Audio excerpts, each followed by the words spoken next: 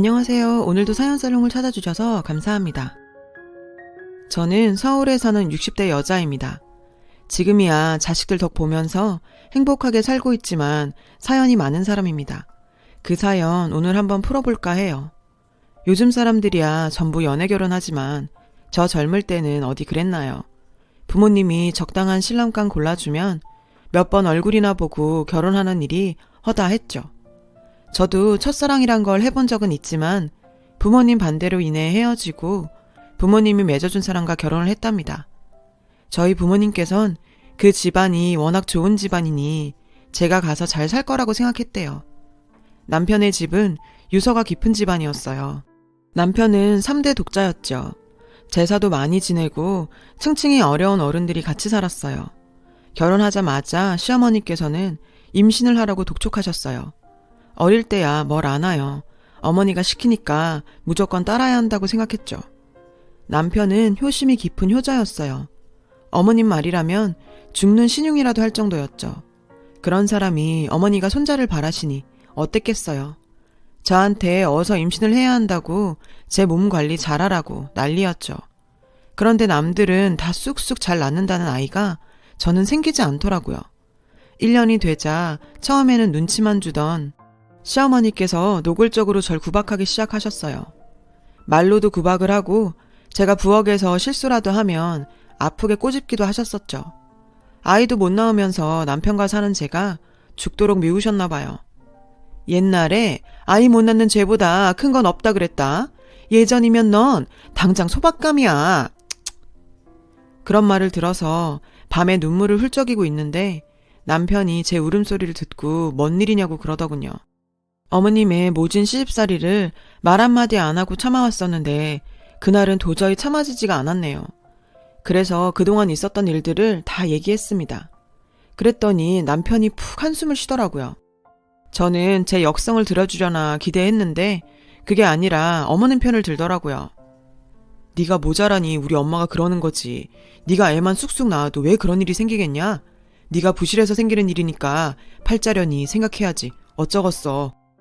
그런 남편의 무심한 말에 참 마음이 아팠습니다. 제사를 지낼 때도 어른들이 저를 보며 혀를 차곤 했었지요. 멀쩡하게 생겼고 몸도 좋아 보이는데 아이를 못 가지니. 그렇게 2년을 눈물로 보냈을 때 기적같이 아이가 생겼습니다. 아이가 생기니 세상이 다 환해지는 기분이 들더라고요. 저에게 떨떠름하던 시댁도 제가 아이를 가졌다니 어쨌든 함부로 하지는 않더라고요. 뱃속 아이가 중해서 그랬겠죠.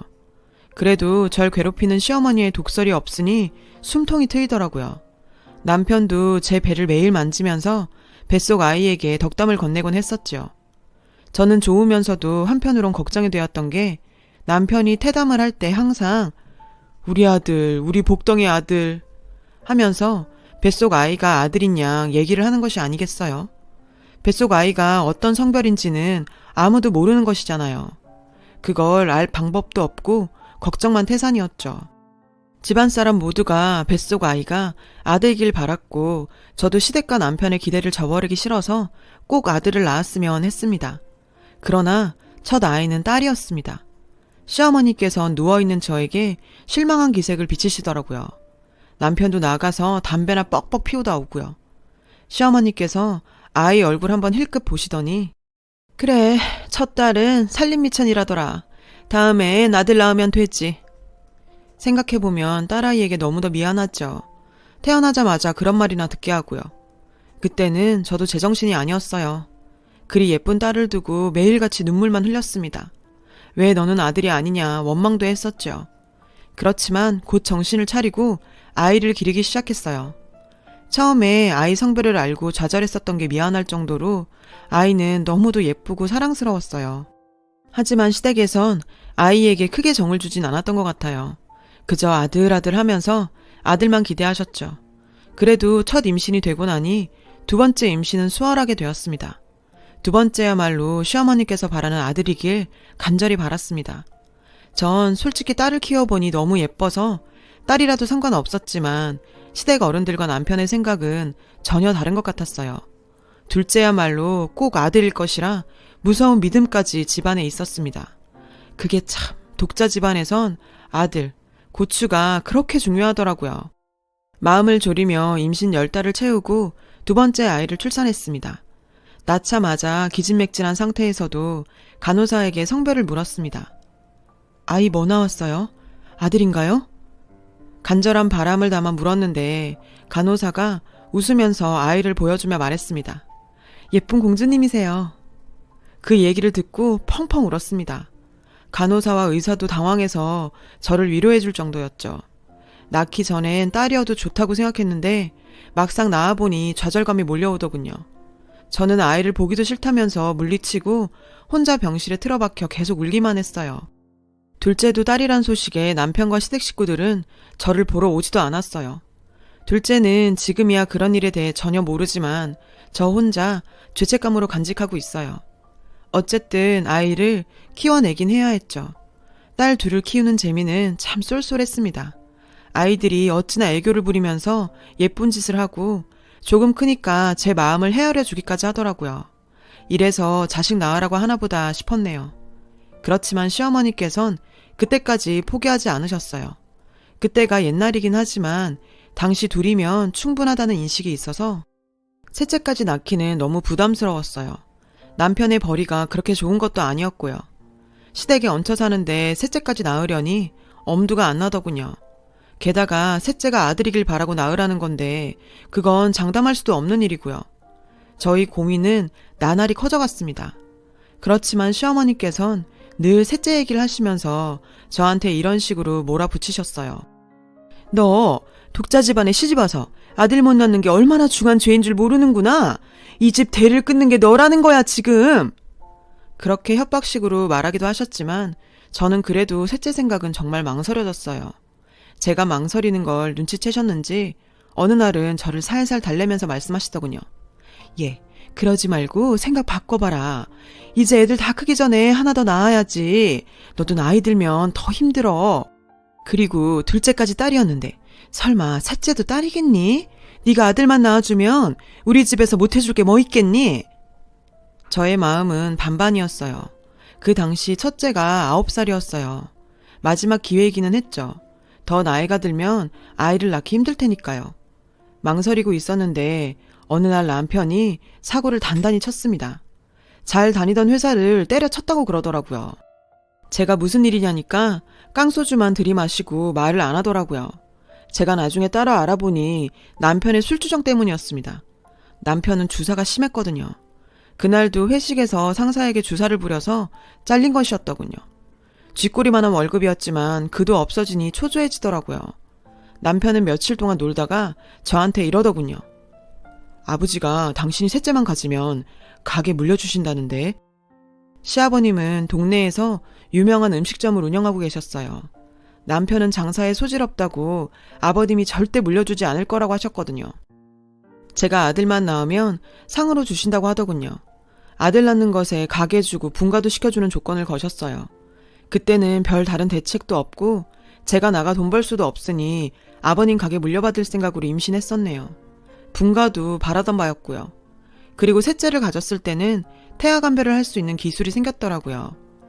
병원 가서 아들인지 딸인지 물으니 딸인 것 같다고 그러더군요. 저 혼자 병원을 나오면서 정말 눈물을 꺼이꺼이 흘렸습니다. 이미 배가 불러 아이를 내릴 수도 없고 100% 확률은 아니라지만 또 딸일 가능성이 높다는 말에 정말 좌절했습니다. 아버님이 아들을 낳아야만 가게를 물려주신다 했는데 이제 어떻게 사나 걱정도 되었고요. 남편은 다시 취직할 생각은 전혀 없이 집에서 놀고 먹고 제가 아들 낳기만 바라더군요. 지옥 같은 임신 생활이 지나 아이를 낳았습니다. 놀랍게도 셋째는 아들이었어요. 그토록 시댁과 남편이 바라던 아들이었죠. 당시엔 태아 감별이 틀리는 일이 많아 그런 일도 빈번했다고 하더군요. 결혼한 지 10년이 지나 얻은 아들은 정말 금쪽같이 귀했습니다. 딸들이 눈치챌까 내색은 안 했지만 딸들은 이미 머리가 클 대로 커서 그 분위기 다 느꼈었겠죠. 시어머니는 딸을 낳았을 때와는 다르게 아이를 내려놓지를 못하시고 매일 싱글벙글이셨어요. 이제야 모든 일이 잘 풀리나 보다 했습니다. 어쨌든 시댁에서 원하는 아들을 낳았으니 이 집에서 더 이상 서러울 일 없겠다 생각했는데 완전히 오산이었죠.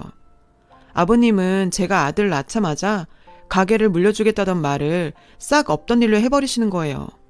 돈이 없는데 분가는 꿈도 못 꿀 일이었죠. 결국 시부모님께 빌붙어서 하루하루 사는 신세가 되었습니다. 제게 남겨진 건 독자 집안 아들 낳아줬다는 명예였지만 저는 그거 쓸모 없었어요. 갖고 싶지도 않았고요. 아들을 낳고 돌까지 키울 때까지도 남편은 일을 하지 않았었네요. 사태의 심각성을 느낀 시부모님께서 저희 부부를 불러서 호되게 야단치셨어요. 아이가 셋인데 놀고 먹고 뭐 하는 거냐고요. 사실 저는 놀고 먹은 적이 없었어요.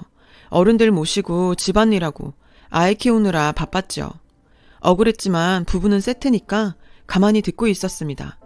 이제부터 너희 둘 가게 나와서 일하고 월급 받아가라. 어차피 직원 두느니 너희가 일하는 게 낫지. 가게를 준다는 말은 쏙 사라지고 직원 대신해서 일하란 말이더군요. 그렇지만 그땐 가게를 물려받는 건 언감생심이었고 그렇게라도 돈을 벌어 아이들이랑 생활할 수 있다는 것에 감사했어요. 처음에 남편과 둘이 나가 서빙도 하고 주방일도 도우면서 월급을 받아서 좋았는데 남편은 서서히 태만해지더군요. 제가 두 몫의 일을 하기도 했고요. 부모님 가게이다 보니 열심히 안 해도 될 것 같았나 봐요. 점점 밖으로 돌아다니고 친구들을 만나러 간다는 둥 하면서 나돌기 시작했죠. 시아버님이 가끔 혼을 내셨지만 귀한 독자 아들인지라 크게 야단치시진 않더라고요. 저희 시어머님도 남편 기죽이지 말라고 야단 법석이셨고요. 30대 후반에 아이가 셋인데도 아들 기죽이는 걸 걱정하시는 게 어이가 없었죠. 하루하루 근근히 때우면서 또 10년 세월을 살았습니다. 남편은 무능력했고 저는 힘들었지만 그래도 아이들이 있기에 희망을 가졌었고 시부모님께서 가게가 탄탄하시니 언젠가 물려줄 거라는 실같은 희망도 있었어요. 그렇게 하루하루 살던 어느 날 날벼락 같은 일이 벌어졌습니다. 남편이 바람을 피운 것이었죠. 동네 아주머니께서 저한테 귀뜸을 해주셨고 저는 남편 뒤를 몰래 밟았습니다. 그 여자의 신상에 대해 알아내고 둘의 불륜 장면도 목격했죠. 하늘이 무너지는 것 같았습니다. 능력 없는 것이야. 그래. 내 남편이니 같이 살아야 하니 그렇다 쳐도 바람까지 피운다니요. 제 안에 참아왔던 분노가 모두 터졌습니다. 결혼해서부터 당해왔던 시집살이에 아들 타령들, 무심하고 무능력한 남편에 대한 원망, 그 모든 감정이 뻥 터졌습니다. 아이들은 집에 두고 친정으로 도망을 나왔어요. 친정 부모님 얼굴을 보자마자 참아왔던 눈물이 펑 터졌습니다. 저희 부모님도 제가 시집살이 어지간히 당하고 사는 줄은 아셨지만 남편이 바람까지 피운다는 사실에는 크게 분노를 하셨어요. 그렇게 며칠 동안 친정에서 지내면서 아무 생각 없이 멍하게 눈물만 흘리며 지냈습니다. 며칠 사이에 살이 5kg나 빠질 정도였죠. 앞으로 대체 어떻게 살아야 하나, 남편과 다시 살자니 그건 죽도록 싫고 혼자 살자니 대책이 없었습니다. 그런데 갑자기 벨이 울리더군요. 밖을 내다보니 저희 아이 셋이 찾아왔더군요. 아이들의 얼굴을 본 순간 같이 얼싸안으며 울었습니다. 아이들은 저보고 저희들 버리지 말라고 오열하더군요. 그 아이들을 어찌 버릴 수 있었겠어요. 사실 그 며칠 동안 저는 죽음까지 생각했었답니다. 남편의 배신을 견딜 수 없었거든요. 하지만 아이들의 얼굴을 본 순간 제가 기운을 내서 반드시 살아야겠다 싶더라고요. 그날로 아이들을 저희 친정으로 빼내왔습니다. 남편과는 별거를 시작했어요. 남편은 자기 사전에는 이혼은 없다고 버티더군요. 하지만 남편으로서나 아빠로서의 역할은 전혀 하지 않더군요. 그 동네에 아는 이웃에게 들으니 상가녀와 놀아나느라 바쁘고 시댁에서도 그리 신경 쓰지 않는다고 하더라고요. 그러면서 저희 아이들에 대해 이렇게 말했다더군요. 핏줄보다 강한 건 없지. 지금이야 어리니까 지 엄마 따라 나서지만 곧 있으면 정신 차리고 자기들 근본 찾아올 게 뻔해. 나가려면 나가라 그래. 어차피 지들이 피가 땡겨서 찾아오게 되어 있다니까. 물론 아이들이 커서 선택은 아이들 몫이었지만 그렇게 호언장담했다니 기가 막히더군요. 남편의 피가 섞였으면 제 피도 섞인 것인데요. 어쨌든 그날부터 저는 죽을 고생을 해가며 청소 일을 해서 아이들을 키웠습니다. 그 당시 큰애는 벌써 고등학생이었죠. 대학을 보내는 것도 남편의 도움 없이 정말 힘들었어요. 그래도 공부 잘하고 똑소리 나는 큰애는 좋은 대학에 합격하여 장학금도 받고 과외 아르바이트로 저에게 생활비도 갖다 줬습니다. 곧이어 둘째 아이도 대학에 진학했습니다. 그러고 나니 막내 아들이 남아있긴 하지만 한결 홀가분해지더군요. 딸애들은 차별받고 컸으면서도 지 동생 위하는 마음이 어찌나 끔찍했는지 몰라요. 사실 막내는 딸 둘이 거의 다 키운 거나 다름없었네요. 저도 물론 힘들었지만 딸애들도 정말 힘이 들었을 거예요. 두 딸아이도 정말 영특했지만 막내 아들은 공부머리가 있고 공부 욕심도 있어서 어려서부터 남달랐어요. 부모가 떨어져 사는 환경에도 전혀 흔들리지 않고 공부하더라고요. 결국 의대에 진학하게 되었습니다. 친정에서는 경사가 났다고 야단이었고 이 소식은 시댁의 귀에까지 들어가게 되었죠. 어느 날 가족들이 단란히 식사를 하는데 문이 부셔져라 두드리는 소리가 들렸습니다. 바로 저희 시부모님과 남편이었죠. 제가 집 나가고 몇 년 만에 보는 얼굴이었어요. 시부모님은 떡하니 저희 친정 안방에 앉더니 예전처럼 저를 마구 야단치시더군요. 너는 어쩜 자식들이 대학을 가는 동안 우리한테 연락 한 번 안 하고 이렇게 살 수가 있니? 아무리 우리 애가 바람피우고 잘못했지만 너도 남편한테 그러는 거 아니다. 남자가 살면서 바람 한 번 안 피우는 경우 있니? 그 말에 저희 딸들이 코웃음을 치더군요. 저희 아들도 어이없는지 할머니를 노려보고요. 그것도 모르는 저희 시어머니는 저희 아들을 안아보자며 아들을 부르더군요. 아들은 냉정하게 외면했습니다. 엄마가 우리 나쁜 얘기 많이 했겠지. 너희들 심정도 이해한다만 너희 아버지랑 우리 그렇게 나쁜 사람들 아니다. 너희들 뿌리가 어딘지 잘 생각해봐. 그렇게 말하고 시어머니가 가셨습니다. 남편은 그 사이 상간녀랑 놀아나느라 좋았는지 얼굴이 번들번들 하더군요. 남편과 시부모님이 가고 나서 자식들은 분통을 터뜨렸어요. 큰아이가 특히 저에게 강하게 이혼을 권유했습니다. 엄마, 더 이상 생각할 것 없어. 아빠가 바람 피운 지 벌써 몇 년이야. 우리 자라는 동안 아빠가 양육비 한 번 안 줬잖아. 이제 서류로도 이혼해. 우리 걱정은 할 거 없어. 사실 자식들 걱정에 이혼 안 한 것도 있었어요. 결혼할 때까지는 그냥 서류라도 남겨둘까 했었는데 딸아이 둘과 아들 녀석이 전부 반대하더군요. 남편에게 연락해 이혼 절차 밟자니 처음에는 거절하던 남편이 나중에는 그러자 하더군요. 제가 워낙 완강하기도 했고요. 시부모의 생각을 곧이곧대로 믿었는지 자식들은 결코 자기를 버리지 않을 거라고 생각했던 모양이에요. 저 같은 건 없어도 된다고 생각했겠죠. 그렇게 이혼을 결정짓고 속이 후련해졌어요. 서류까지 끝내고 나니 하늘을 날아갈 듯 후련하더라고요. 늦었지만 모든 정리를 다 끝낸 것이 잘한 일이다 싶더군요. 자식들 키워놓고 나니 좋은 조언도 듣고 자식 덕보는 게 있다 싶었습니다. 그렇지만 이혼 후에도 종종 시댁에선 저에게나 저희 아들, 딸들에게 연락을 했습니다. 딸들도 좋은 회사 다니고 아들이 의대 다닌다니 자기들이 조부모라고 덕볼 게 좀 있나 싶었는지 계속 들러붙더라고요. 아이들이 저희들끼리 뭔가 상의를 한참 하더니 저에게 말했습니다. 자기들 성을 제 성으로 바꾸고 싶다고요. 저는 처음엔 깜짝 놀랐습니다. 남편의 성과 제 성은 모두 흔한 성은 아니었어요. 그래도 성만은 아빠를 따라야 하지 않나 하고 옛날 생각을 했는데 아이들 생각은 다르더라고요. 어차피 아빠로 생각하지도 않는데 허울뿐인 성만 가지고 있으면 뭐하냐고 신랄하게 말하더군요. 아이들의 뜻을 꺾을 수 없었고 아이들이 주장하는 대로 성을 제 성으로 바꿨습니다. 처음에는 성이 바뀌니 좀 어색했는데 자꾸 부르고 적응하다 보니 괜찮아지고 오히려 좋은 느낌이더라고요. 성을 바꾸고 몇 달 후 아무것도 모르는 시어머니가 찾아오셨어요. 그날은 아주 강경하게 셋째 아들을 데려가야겠다고 하시더군요. 우리 집안 장손인데 여기서 계속 이러고 있을 순 없지 않니? 장래 의사도 될 아이고 너한테 언제까지 맡겨둘 수 없겠다. 영민아, 너도 알지? 너 우리 집안 4대 독자야. 4대 독자가 이렇게 엄마한테서 있으면 되겠니? 아빠 찾아와야지. 저희 아들에게 이렇게 말하는데 아들이 결심한 듯 방에 가서 서류 한 장을 가지고 오더라고요. 그 서류를 보고 저희 시어머니가 거의 거품을 물듯 하면서 뒤로 자빠지셨어요. 그 서류는 바로 딸과 아이들의 성이 제 성으로 바뀌었다는 증명서였죠. 설마 우리 집안 4대 독자가 성을 바꿨단 말이니? 이게 그 말이야? 어떻게 이런 일이 있을 수 있어? 너 도대체 애들한테 무슨 게임을 했길래 애들이 이러니? 저한테 마구 해대는 시어머니에게 아들은 버럭 소리 질렀습니다. 엄마가 뭘 어쨌다고 그러세요? 아빠 성 말고 엄마 성 따르기로 한 건 누나들이랑 제 선택이에요. 할머니가 간섭했을 게 아니라고요. 그리고 저 이제 4대 독자라고 하지 마세요. 지긋지긋하니까요. 아들이 그렇게 말하니 시모가 통곡을 하더라고요. 계속 어떻게 이런 일이 있을 수 있냐고 하는데 이미 성은 바뀐 참이고 할 수 있는 일은 없었죠.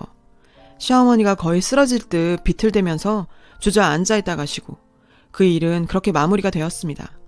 인생 참 재밌는 것 같아요. 첫째 딸 낳고 좌절했던 것이 엊그제 같은데 자식들이 다 커서 제 편을 들어주고 이렇게 든든하다니요. 이후로도 시댁과 남편이 포기한 것은 아니었지만 자식들은 자기들 성도 바꿨다며 무시하기 일쑤였고 결국 그들이 손을 들었습니다. 4대 독자라고 그렇게 난리를 치더니 호적에 올리기만 급급했지 정작 아이들한테는 관심도 없었고 그런 아이들이 선택한 일에 대해선 바꿀 수가 없었던 것이죠. 아들은 요새 여전히 공부를 열심히 하고 있어요. 의사 되기가 쉽지 않더라고요. 얼마나 열심히 하는지 고3 저리 가라 해요. 첫째는 얼마 전에 시집을 갔고 둘째 딸은 연애하고 회사도 다니면서 지들 나름대로 재미있게 살고 있어요. 저희 부모님도 아직 건강하셔서 제 자식들 효도도 받으시고 기분이 참 좋은 나날입니다. 자식들이 제 체면을 다 세워주는 것 같아요. 소식 들어보면 시댁에서는 매일같이 저와 자식들 흉을 보거나 한탄을 한다고 하더군요.